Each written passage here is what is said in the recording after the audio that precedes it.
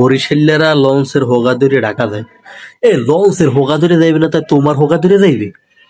হ্যাঁ, তোমার হোগা কি এত বড় হোগা হয়েছে যে তোমার হোগা ধরে ঢাকা যাওয়া যাইবে?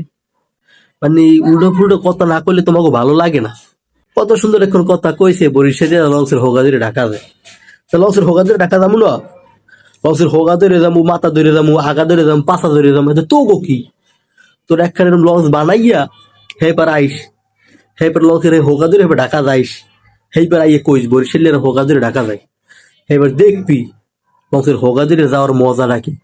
তোরা বাসে তো বইমি ধরতে যাও আর আও, রাস্তার ধুলবালি খাইতে খাইতে যাও আর আও।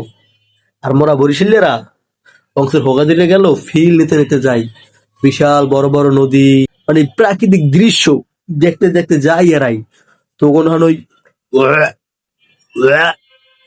বইমি দিনা ধুলবালি খাই না, লঞ্চের হোগা ধরে যাই। সব